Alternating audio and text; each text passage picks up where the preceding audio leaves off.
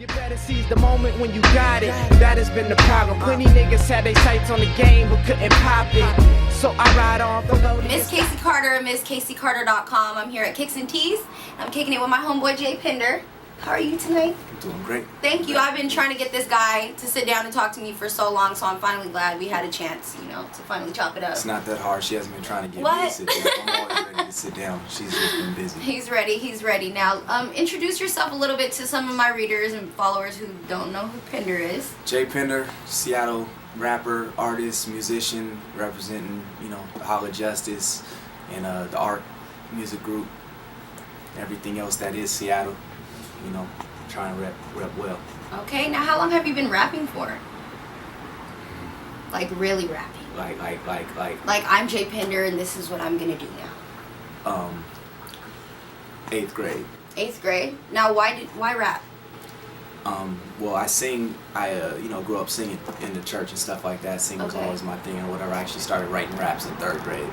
You know, me and a couple of homies or whatever, we started a group and we were writing raps. I had a singing group and a rapping group, and you know, I was of course the, you know, basketball player and wanted to go to the NBA and all that. But you know, 7th grade was when I first actually recorded something and got a chance to hear myself, and I fell in love with it.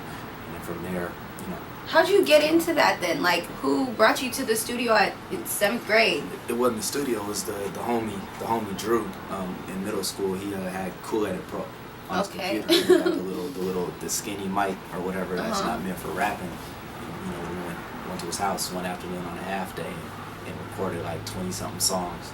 Whack as hell, but that's how. Do you still have those songs? Starts, you know. No, those would be priceless, I bet. I had them. I think one person has them.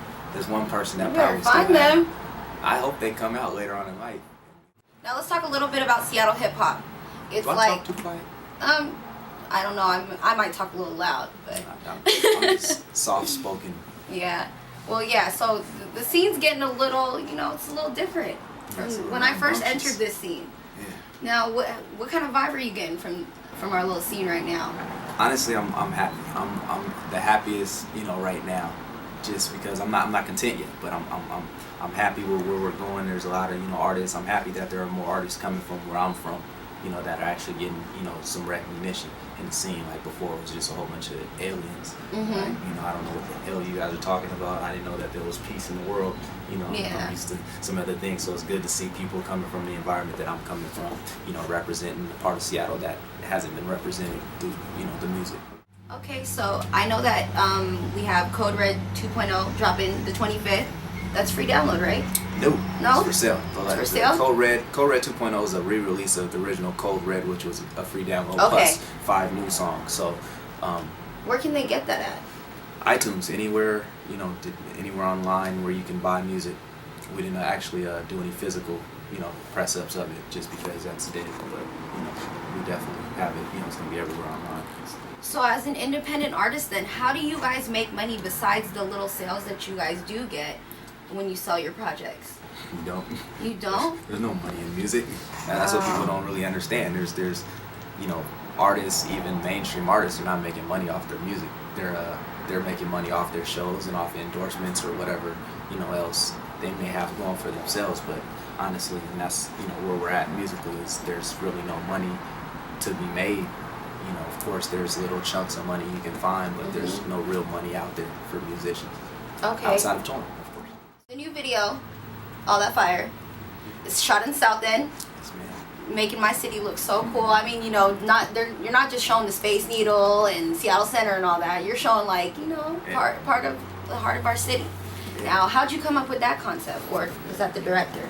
That was another concept that, you know, was basically we just wanted to put out some sort of visual for that song, and you know, with the little resources that we had, no budget or anything like that, and no props. Like, I don't, go too far out when it comes to the videos right now. So, you know, we just wanted to represent and show something, and, you know, just being from the South, and I always wanted to shoot a video on Rainier and pretty much showcase where I'm from and stuff like that, just for myself, just because I want to, you know, keep it with me or whatever. So, kind of threw it together last minute. Like, we had the original concept, but a lot of the things that are in the video, like all the people being there, and the cipher and everything else, that all just happened. Like that wasn't a part of the Okay. original vision. That just came together. And the director, it was. Sam Chow. Okay. Yeah, he's a young guy. I think he's a freshman. He goes to school in New York. I don't know what school he goes to. He went to Garfield though. Wow. Seattle, stand up. And So, we got 2.0 coming out on the 25th. Anything else coming out? Anything else to look? 2.0 is coming out on 25th. The Upside Down video airs on MTVU on the 24th. What? Oh my gosh. Another one. And then, got a couple of joints that I'm going to end up releasing. I'm not sure if I want to work on a project right now. I have enough joints to put together a project, but I'm just not feeling putting out a project that will be better than, Co-Red 2.0 or Co-Red right now. So I'm just going to, continue giving people music and continue growing. And once it's time to work on a project or an album or whatever, then It'll come. it'll come. You're like rolling with the punches right now. Pretty much. That's a nice life to be living. I saw that you were you tweeted that you were done wrapping up a song with Mr. Fab. Mm-hmm. Okay. Yeah. Can we get a title? It's called Dream Killer. Oh. It's a song that I actually wrote like maybe 7 or 8 months ago, and he recorded, his joint or whatever 7 or 8 months ago, and I had it sitting on my hard drive. I was in the studio recording the joint that me 84 Fly was the choice are on.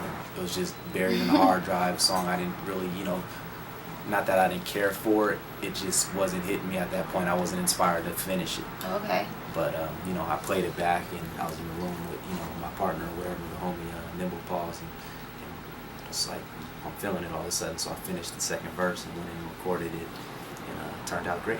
So we have a song coming out with Jay Pinder and Miss Fab, and then you just mumbled kind of that we have a song coming out with you, 84 Fly, and Royce the Choice. Okay. I'm excited about that one. I'm excited about that. I'm about to tweet that as soon as we're done with this interview. Royce the Choice, he actually, I did my verse or whatever, sent him the verse. Royce the Choice sent me his verse back today, and like people, Royce is a new artist. A lot of people don't know. Dude's a monster. And I'm glad to have him, part of what we got going on. Me and Cuddy with our company and stuff like that, and just continuing to grow in our partnerships. In 84 Fly, waiting to hear what he does to it. I know he's gonna come with something spectacular, and it's just gonna be a classic song. I'm excited. Seattle, please stand up. We got so much hard work going on. I'm excited. So everybody, Jay Pinder, please support and go get that Code Red 2.0 on iTunes, January 25th, and expect more from him because he said he's rolling with the punches, and you never know what's gonna be thrown at him. Follow me on Twitter, Facebook, all that. Jay Pinder, JPINDER on Twitter, at Jay Pinder on Facebook, Justin A. Pinder. There it is. Should I stay down?